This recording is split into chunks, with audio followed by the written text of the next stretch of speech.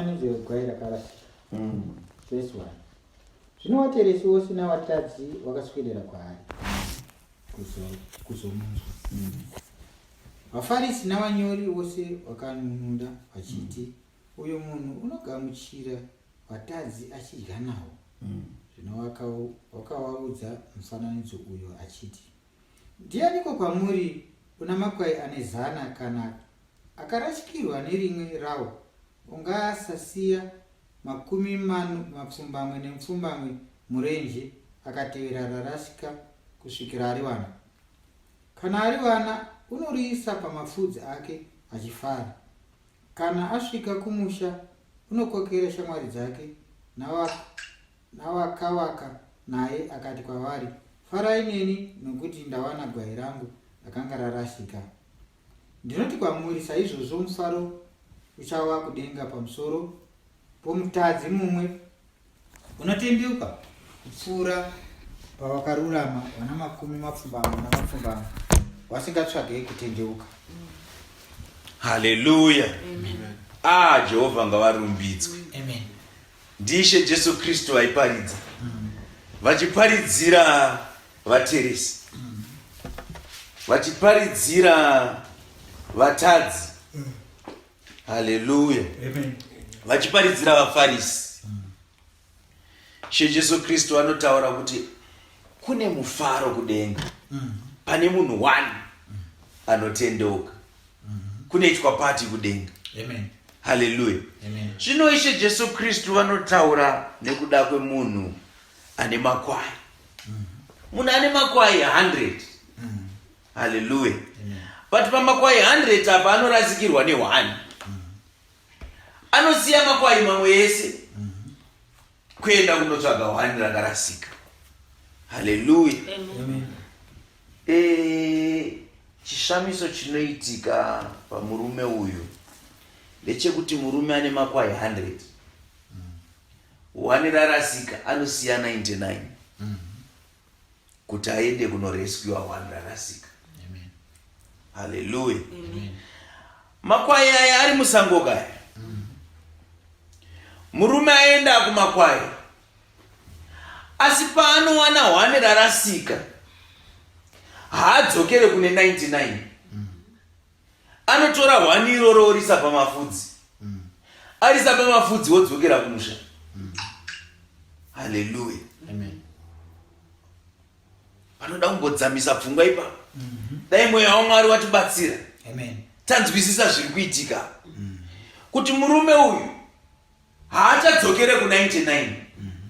1 iroro ratoringana. Anoenda naro kumba unoita pati. Pati yaari kunoita pati ne1 euro. Ko 99. Haleluya. Amen. Pane chiruda kunzi naMwari tidzidze ipa. Dzimwe nguva tingatotaura kuti murume uyu haana basa ne99. Because kurwadziwa mwoyo kwaakaita nekuda kwe1 iroro. Ndinofunga kuti dai zvanga zviri izvozvo, angadai akarwadziwa times 99. Achirwadzirirwa mamwe 99. Haleluya. Ngatimboendai futi paverse 8. Tichaidzokera futi nyaya iyo. Haleluya. Verse 8. Mufananidzo wedhirakama rakarasika. Yes. Ndopiko mukadzi una madhirakama ane 10 kana arashikirwa nerimwe akarega kutungidza mwenje akatsvaira imba akatsvakisisa kusvikira ari wana. Kana ari wana, unokokera hama dzake navakavaka naye akati kwavari, farai neni nokuti ndawana dhirakama randakanga ndarashikirwa naro. Ndinoti kwamuri, saizvozvo mufaro uripo pamberi pavatumwa vaMwari pamusoro pemutadzi mumwe unotendeuka. Haleluya. Muri kuona kuti nyaya idzi dzakada kufanana. Because pesa apa ari kungodedza hama dzake. Adedza hama dzake kuti uyai tifare tese. Haleluya. Amen. ari kudedza hama dzake kuti yachifare tese nekuda kwehwani rakarasika. Dhirakama iri anga aine 10 madhirakama, asi hwani rakarasika iri rinokonzera kuti abatidze chiedza. Haleluya. Amen. Mukadzi ane madhirakama ake ane 10, kana arashikirwa nerimwe, ungarega kutungidza mwenje akatsvaira imba akatsvakisisa kusvikira ari 1. Haleluya. Amen. Hey, nyaya iripo ndeyedhirakama rakarasika. Nyaya iripo ndeyegwayana rakarasika. Amen. Haleluya. Amen. Yes. Nekuti paida kubatidzwa mwenje kuti dhirakama riwanikwe iri. Haleluya. Amen. Pane vamboparidza vakati tine kwatakabva. Haleluya. Kwatinofanira kudzokera. Ndosaka kuchinzi kumusha. Amen. Ko kwaizonzi kumusha tisina kubva kweri. Ko tinozonzi vakarasika tisina kumba ere. Haleluya. Amen. Saka ndo pamunozonzwisisa nyaya iyi kuti kana machinzi let there be light, chiedza chaibatidzwa nekuti kune dhirakama rakarasika. Amen. Haleluya. Amen.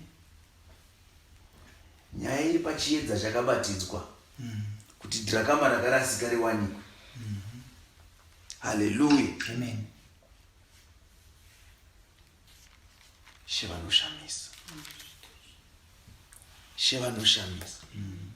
Kuzoziva kuti panzi let there be light, pane dhirakama ranga rarasika raida kutsvagwa kuti riwanikwe. Pane gwayana rakarasika raida kuti riwanikwe. Nyaya haisi yemakwai 100, nekuti muridzi wemakwai ndiye muridzi we100, but ane 99 haasina basa nawo, but ane 1 raanga ine basa naro. Iroro rakamukoshera zvokuti kuri 1 iroro akabva akanganwa mamwe 99. Akati handisina basa nawo. Handekuwa Roma chapter 10 iri pa page 156, titangire pa verse 13.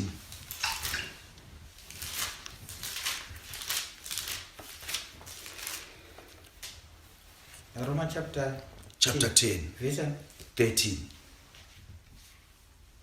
Verse 13. Roma chapter 10 verse 13. Yes. Nokuti ani nani unodana kuzita rashe uchaponeswa. Haleluya. Nekuti ani nani unodana kuzita rashe uchaponeswa.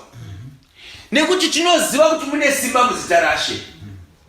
Iyo ise Jesu Kristu avangatendere kuti udane muzita rawo woregera kuponeswa. Ndosaka tichiti kana munhu akabatwa neflu tinomuti nemuzita raJesu Kristu. Haleluya. Kana munhu akabatwa nemusoro kana nemudumbu tinomuti nezita raJesu Kristu. Amen. Ezvino kune zvirwere zvakasiyana siyana zvinouya. Shoko rakati ngavaendeswe kuvakuru vekereke. Amen. Toti nezita raJesu Kristu. Amen. Kana Ishe Jesu Kristu achikwanisa kuponesa munhu flu, what more kubudisa munhu muzvivi? Hazvina kukosha mo here than kuponesa corona yatakaona ichiporesa vanhu. Ishe Jesu Kristu zita ravo rakaporesa vanhu muzvirwere. What more kuporesa kubuda muzvivi? Saka shoko riri kutaura panapa Apostle Paul vari kutaura kuvaRoma kuti nokuti ani nani unodana kwaari. Haleluya. Unodana kuzita rashe Jesu Kristu uchaporeswa. Handeipa verse 14. Verse 14. Zvino washagodana seiko kuna iye wawasina kutenda kwaari. Yes. Washatenda seiko kuna iye wawasina kunzwa. Washanzwa seiko kana kusino muparidzi. Wachaparidza seiko kana wasingatumwi. Sezvo zvakanyorwa zvichinzi dzakanaka sei tsoka dzavanouya namashoko omufaro ezvinhu zvakanaka. Hallelujah. Saka manje, hey, nyaya iyi inoda kunzwisisa. Amen. Ndosaka tatimbonyengetera first sataparidza. Kuti mweya waMwari ubate basa. Amen. Zvichida ungavhure pfungwa dzevanhu. Amen. Zvichida ungavhure mwoyo yevanhu. Vakanzwisisa zvekutaurwa nemweya nhasi. Hallelujah. Anzi zvino vangadana sei kuna iye vasina kutenda kwaari. Hallelujah. Amen. Handi pataurwa kunzi ani nani uchadana kuna Jesu Kristu uchaponeswa. Hallelujah. Amen. Anyone who calls on the name of Jesus Christ will be saved. Hey, nyaya yakutsanangurwa manje. Oh, praise the Lord. Glory be to God. Kwakutsanangurwa makwai 100. Ndiwo makwai 100 aya. Wese anodana zita raJesu Kristu anofanira kuponeswa. Hallelujah. Amen. Verse 14 yobva yati zvino vangadana seiko kana vasina kutenda kwaari. Zvichireva kuti haasi wese achaponeswa, asi avo vanenge vatenda kwaari chete. Hallelujah. Because pane kadanirwo kanofanira kuitwa, but kadanirwo ikwako kanounzwa nekutenda. Ndikuzvanzi kuiko kutenda kwacho, vachatenda seiko kuna iye kana vasina kunzwa. Because kutenda kuti akaunzi kutenda kunouya nekunzwa shoko raMwari. The faith comes by hearing, and hearing the word of God. Saka kutenda uku kuti vazokwanisa kudana muzita rake vanofanira kunge vaine kutenda kwachakuwana sei kana vasina kumbonzwa.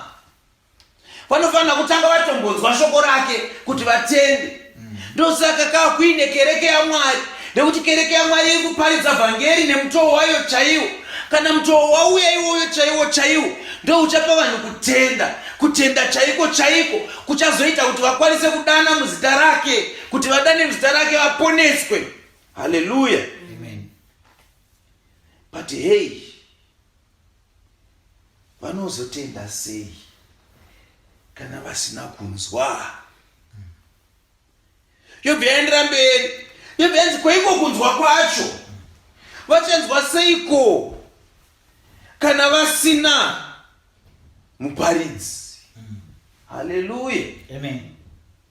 Saka kutenda ikoko kunotongouya chete kana vanzwa shoko raMwari, but shoko raMwari racho vacharinzwa kunani, nekuti hakuna munhu anorara mumba make ongomuka makuseni ongotanga kunzwa shoko raMwari. Panotofanira kunge paine munhu anenge amuparidzira shoko raMwari, munhu iye achiparidza nenzira yacho chaiyo nemutoo wacho chaiwo. Hallelujah. Verse 15 yobva yati all right, tazvinzwisisa isusu kuti kana ndichida kuenda kudenga ndinofanira kunge ndakaponeswa.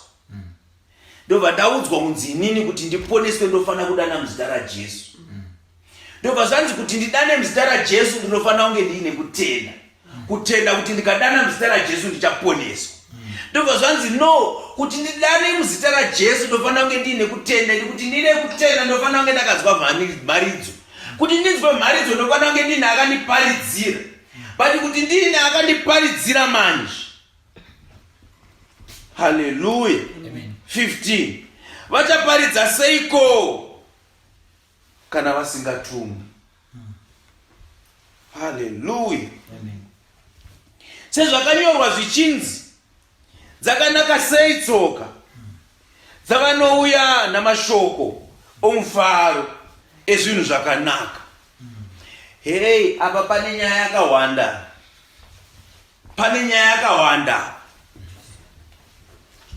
Because Mwari zvavari kuedza kutsanangura panapa ndezvekuti kune vanhu vachaenda kudenga, but vanhu vachaenda kudenga havasi munhu wese achaenda kudenga. It is only vanhu vachaenda kudenga chete vari kupinda mune certain equation. Mukada kuinzwisisa equation iyi muchazoona kuti Ishe zvavari kutaura kuti ndine vanhu vandakatuma. Vanhu vandakatuma ivavo ndo vandakapa key yekuti vaparidze vhangeri. Kana vaparidza vhangeri ravachaparidza ndiro richapa vanhu kutenda chaiko. Kana vawana kutenda chaiko, ndokuchaita kuti vazoziva kudana zita raJesu Kristu kuti vaponeswe. Otherwise, in another way, azviita kuti uponeswe usina kunzwa vhangeri kubva kumunhu akatumwa naMwari.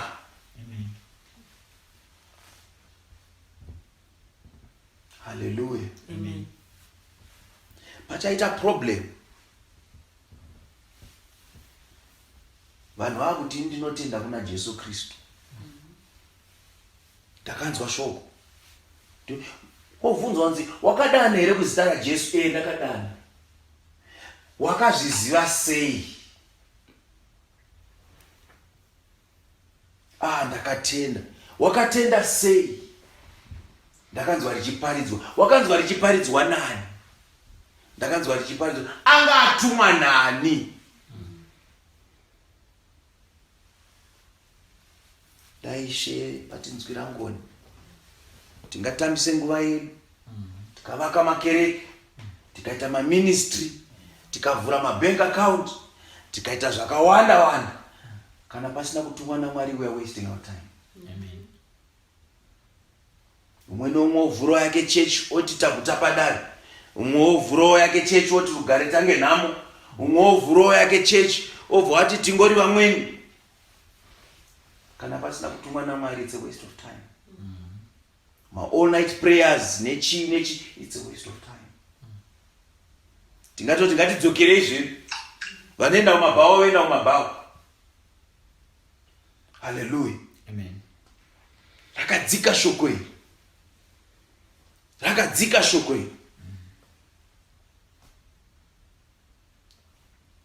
Nokuti ani nani unodana kuzita raShe unoponeswa. Zvino uchadana seiko kuna iye wavasina kutenda kwaari? Vachatenda seiko kuna iye kana vasina kunzwa? Vachanzwa seiko kana kusina muparidzi? Vachaparidza seiko kana vasingatumwi? Sezvakanyorwa zvichinzi dzakanaka sei tsoka dzavanouya namashoko omufaro ezvinhu zvakanaka. Hei, ndaimbonzwa vhesi iyi ichiparidzwa nevamwe ndaisaziva kuti inorevei. Hallelujah. Ndaisaziva kuti zvinorevei, but ndakuzvinzwisisa manje kuti ndo nyaya iripo nhaye. Dai vanhu vaizviziva zvinhu izvi, vaisangomhanya ngoteera chero munhu. Vanhu vaisangoteera chero ani nani. Because kuchabvunzwa mubvunzo wekunzi vakatumwa nani. Mune imwe vhesi anotaura iye Jesu achitaura kuti ndichavati dzokerai, endai kwamaitira mabasa enyu handikuzivei. Vachiti no, taikuritsa madhimoni wani. Vanhu vaitendeuka wani tichiparidza. Taiitawo mapraise and worship nema all night prayer wani. Asi yanoti chii? Endai kwamaitira mabasa enyu. Why? Because vangaparidza sei kana vasina kutumwa? Vanenge vatumwa nani? Anotuma ndiani? Hallelujah. Dzakanaka sei tsoka dzinouya namashoko omufaro ezvinhu zvakanaka. Tsoka dzemunhu anenge atumwa naMwari. Ngavavonge vakatizivisawo vhangeri vatumwa naMwari. Chinhu chikuru ichocho. Because taitwa disqualified. Kunze evhangeri makarinzwa henyu but makarinzwa kunani? Anga atumwa nani? Hallelujah. Amen.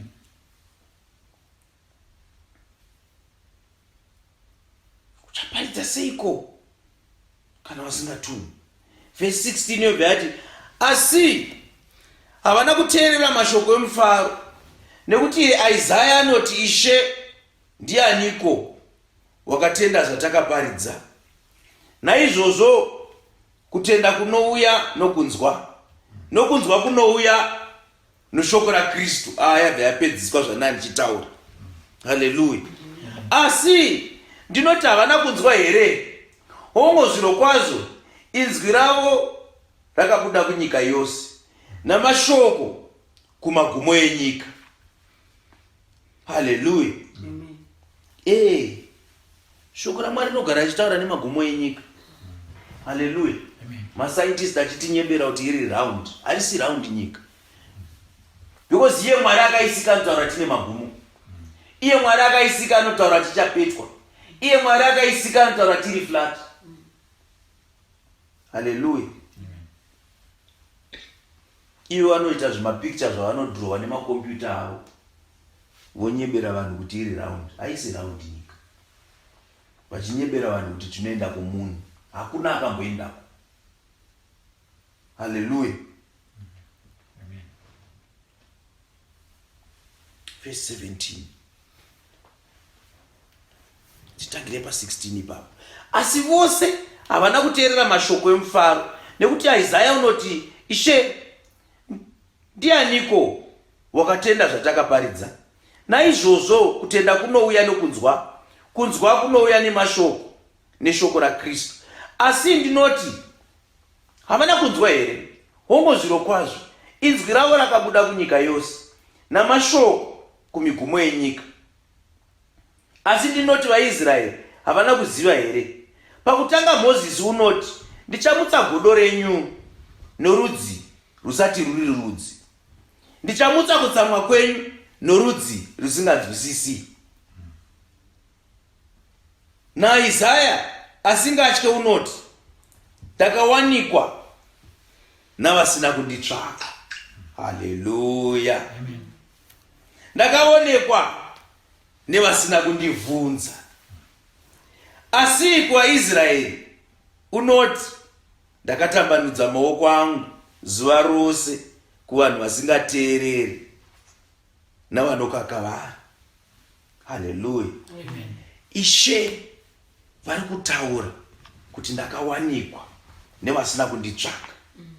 Haleluya. Pakadzika. Ndakamboparidza imwe time ndikataura nenyaya yenyasha.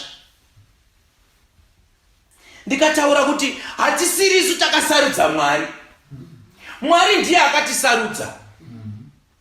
Shuwa munhu anotsvaga Jesu anogona kurasikirwa. Asi munhu anotsvagwa naJesu haarasiki.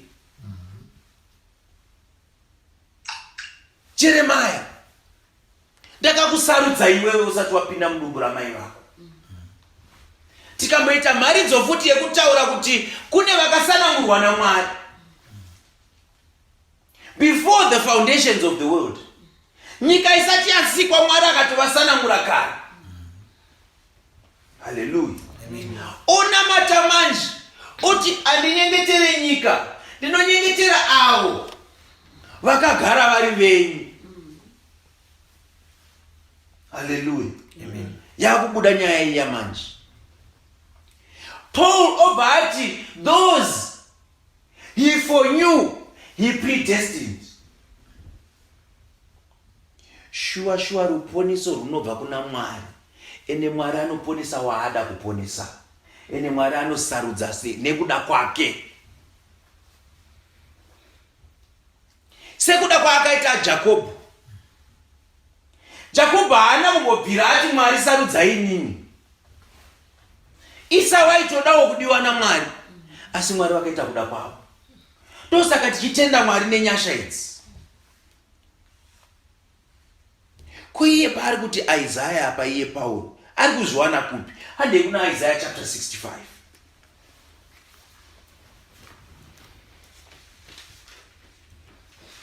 Hallelujah. Tiverengere kubva paverse 1. Chapter 65. Kupindura kwaJehovha. Ndakatendera kuti nditsvakwe navasina kundibvunza. Yeah. Ndakatendera kuti ndiwanikwe navasina kunditsvaka. Ndakati kurudzi rwakanga rusingatumidzwi nezita rangu, tarirai ndini. Yes. Ndakatambanudzira maoko angu zuva rose kurudzi rwavanhu rwakandimukira, vanofamba nenzira isakanaka, vachitevera ndangariro dzavo. Haleluya. Isaiah ari kunyatsotaura panapa. Panguva iyi Isaiah changa chiri chiprofita ichi. Zvanga zvisati zvaitika. Haleluya. Amen. Ari kutaura kudanwa kwedu. Kuti inini ndakatendera kuti nditsvakwe navasina kundibvunza. Ndakatendera kuti ndiwanikwa nevasina kunditsvaka. Ndikati kurudzi rwakanga rusingatumidzwi nezita rangu, tarirai ndini, tarirai ndini. Haleluya. Amen. Ishe vane kudana kwavanoita. Haleluya. Amen. Ishe vane kudana kwavanoita. Kudana ikoko kukasakanzwikwa newe, unoparidzirwa nevanhu kana ka100 chaiko vasakutendeuka. Ndobve kuti vanhu vanoshama kuti kumunhu uyu 40 years achipinda muchechi indawa. Haleluya. Amen. Shuwa kana Mwari vasina kunzwira ngoni, ruponeso rusvike kwauri. Amen. Chinokonzera kuti munhu arohwe nehana ati aiwa indofanira kutendeuka inini, mweya waMwari unenge wadana kwauri. Amen. Nyasha dzaMwari kana dzawanikwa kwauri, ndiyo vanototanga kukukwezva, vanokudhonza Mwari. Kana vakudhonza Mwari, ndo paunoita chityiso chekuvhunduka kuti ndakuda kutendeuka. Imi shuwa munofunga kuti injere dzakaita sei, intelligence dzamuinadzo here dzekuti munogamuchira chisina kugamuchirwa nevamwe. Munofunga kuti makangwara kupfuura vamwe vanhu vese here. Chinokonzera kuti mugamuchire chisina kugamuchirwa nevamwe chii? Ndidzodzo nyasha dzatinotaura kuti nyasha takadziwana pamuchinjikwa. Nyasha idzodzo ndo dzatiri kutaura kuti nyasha dzekuti vanonongedzera kuti uyu ndamuda uyu. Woita kuti hana yako irove kuona kuti no, but zvakarasika izvi, handingateere zvakadai so izvi. Apa pana Mwari apa, indada hangu kuteera apa. Ndidzo nyasha dzacho dziri kutaura. Amen. Vasina kunditsvaka, Mwari wobva wangokuvhurawo maziso, utopedzisira wakutoona, utotanga kutonzwa kuti hapana apa ndo zvazvinofanira kuita. Haleluya. Amen. Nekuti Mwari vakatambanudzira ruoko rwavo kurudzi runovamukira. Vakatanga vamboda Majudha acho anotovamukira, ototanga kutoita zvimwe. Haleluya. Kusvika Mwari vati aiwa, mahedheni, rega ndiende hangu kumahedheni ndivanzwire nyasha. Haleluya. Amen. Vhesi 3 inoti vanhu vanogara vachinditambudza pachena, vanobayira zvibayiro paminda, vachipisa zvinonhuhwira pamusoro pezvitina, vanogara pakati pamabwiro, vachivata panzvimbo dzakavanda, vanodya nyama yenguruve uye muto wezvinhu zvinonyangadza uri mumidziyo yavo. Vanoti mira woga, usaswedera kwandiri, nokuti ndiri mutsvene kupfuura iwe. Ava hutsi mumhino dzangu, moto unopfuta zuva rose. Tarira zvakanyorwa pamberi pangu, handinganyarari, asi ndichaparidzira zviro kwazvo. Ndichaparidzira pazvipfuwa zvavo, zvakaipa zvenyu nezvakaipa zvamadzibaba enyu pamwe chete. Vakapisa zvinonhuhwira pamusoro pamakomo, nekundimhura pamusoro pezvikomo.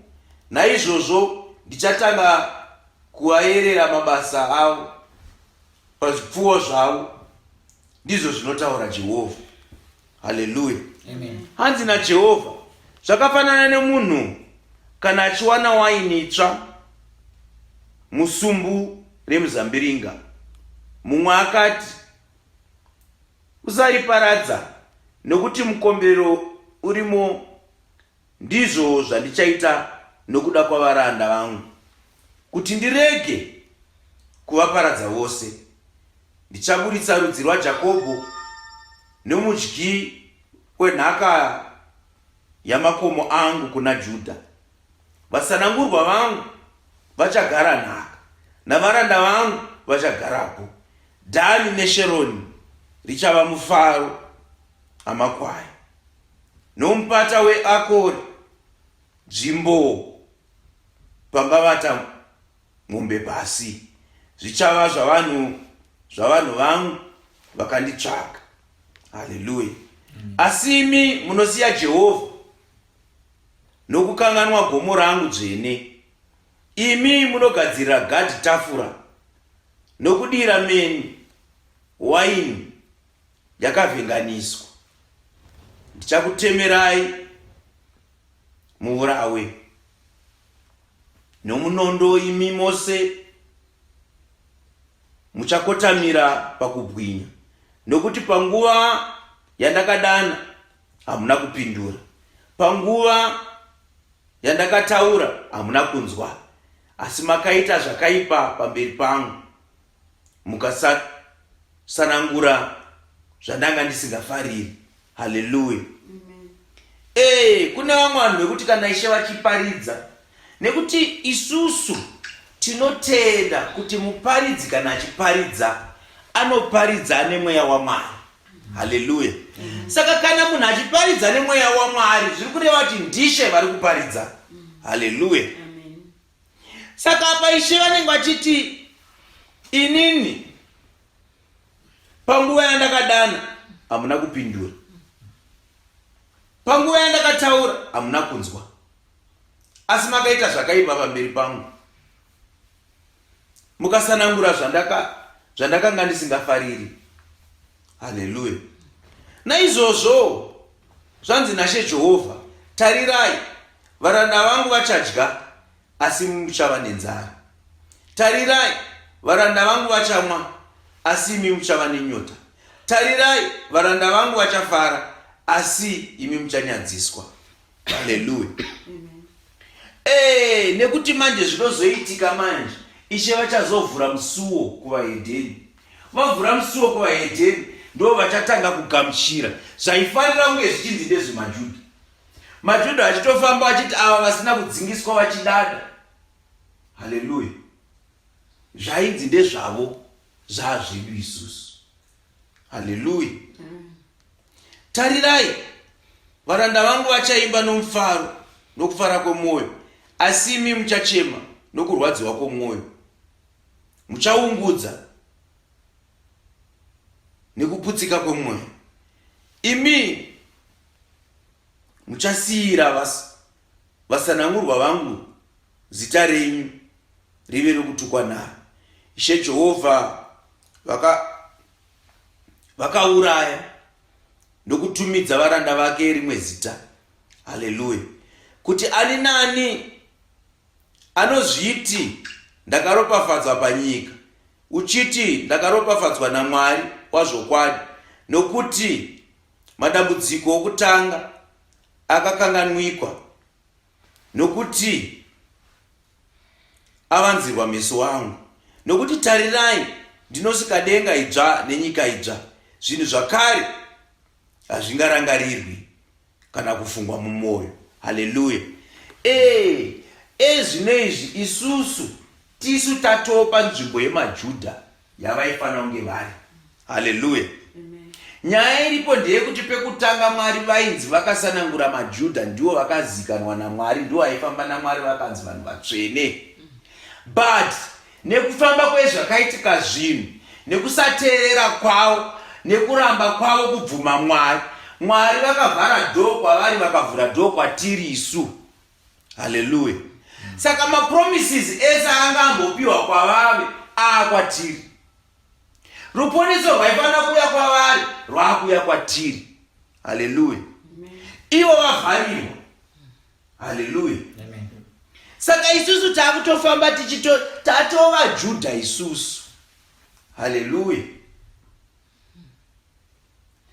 Kana zvichinzi ndiri kunza ruponeso rwangu kumaJudha, isu tatova Israeri, tatova Judha. But isi tiri maJudha vemweya. Haleluya. Hatisi vaJudha vekudzingiswa. Isu takadzingiswa pamwoyo. Hatina kudzingiswa panyama. Haleluya. Asi imi farai mufarisise nekusingaperi pamusoro pezvandinosika, nokuti tarirai, ndinosika Jerusarema rive guta romufaro, navanhu varo vave nomufaro. Ndichafarira Jerusarema nokuva nemufaro pamusoro pavanhu vangu. Mukati maro hamuchazonzwiki izwi rokuchema kana izwi rokurira. Hapangavapo rushiye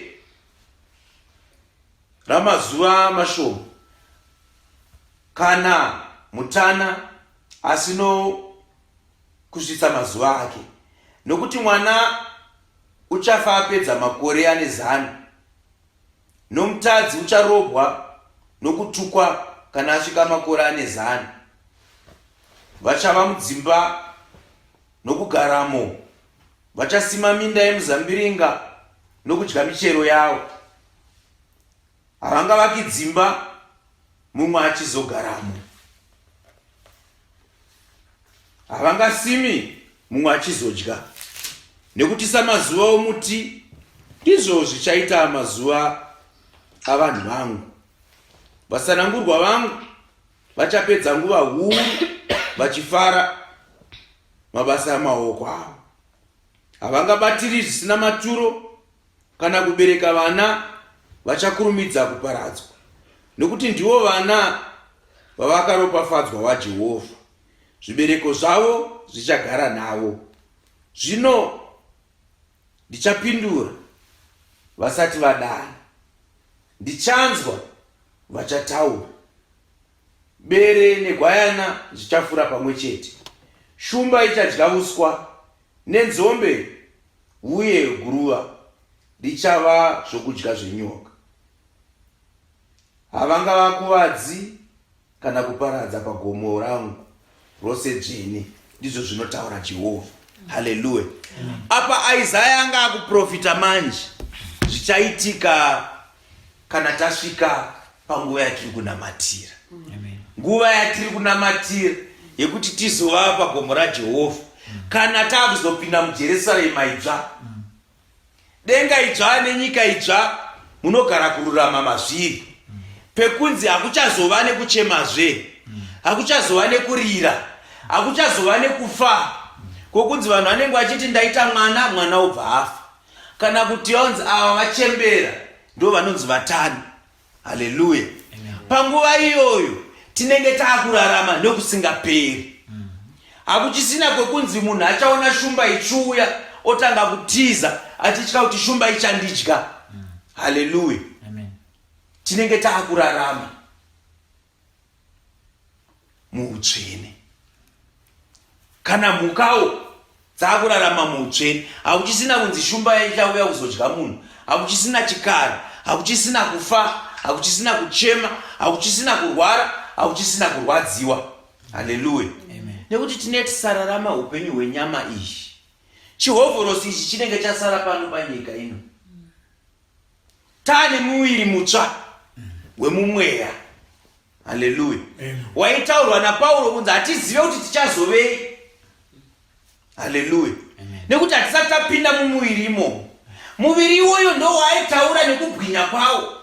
Akati hatisati tachibata.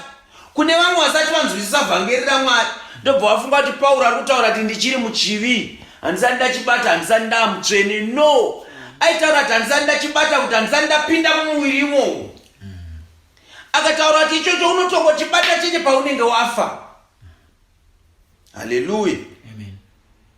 Nekuti panguva ino tiri kutarisa senge tiri kuona pachiwoni-woni, asi kana tachibata tichange taakuonana chiso nechiso naiye Ishe Jesu Kristu.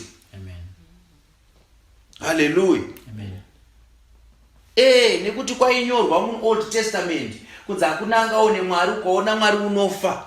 Kana Mozisi akaudzwa kunzi haungandioni unofa. Haleluya. Saka waitofana kuona pachioni. Haleluya. In dreams and visions.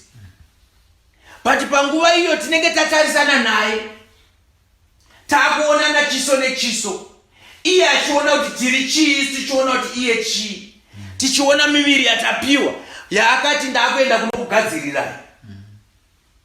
Haleluya. Zvingave zvakanaka hama dzangu kuti tishingairire kuzosvika panguva iyoyo. Ndozvatinonamatira izvozvo. Kereke yaMwari yakatangirwa, kereke yaMwari ichimutsirwa nemhaka iyoyo, kuti vanhu vari munyika dzose vazive kuti kune chinonzi ruponeso. Kana vawana chinonzi ruponeso, vaparidzirwa vhangeri, vachasvika pakutenda. Kana vasvika pakutenda, vachasvika pakuzoziva kuti vanofanira kudana kuzita rake Ishe Jesu Kristu. Kana vadana kuzita rake Ishe Jesu Kristu, vachaponeswa. Kana vaponeswa, vachasvika pakutendeuka, sezvanga zvichiparidzwa nemuparidzi wokutanga. Vasvika pakutendeuka, vobva vasvika pakuberekwa kutsva, sezvakaudzwa Nikodimasi. Kana vaberekwa kutsva, votsvaga utsvene. Haleluya. Iye akatendeka anovatsvenesa. Haleluya. Ndiye anotuma Mweya Mutsvene wake kuti upinde muvanhu, vagozara vaumbekwe nemazimba oMweya Mutsvene, vagofamba panyika ino, vaakukurira nyika, vaakukurira chivi, vaakukurira rufu, nekuti rufu haungazovastope from kuenda kudenga. Haleluya. Musi weJudgment Day usvika pakuenda kudenga. Haleluya. Ishe ngavaropafadze mashoko avo. Tingaimbirwe tinamata.